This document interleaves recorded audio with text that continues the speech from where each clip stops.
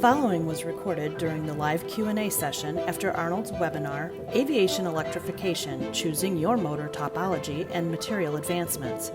You can find the link to the full presentation, including more in-depth Q&A, in the video description below. Are your manufacturing capabilities AS9100? And also, do you serve DoD contracts as prime or other?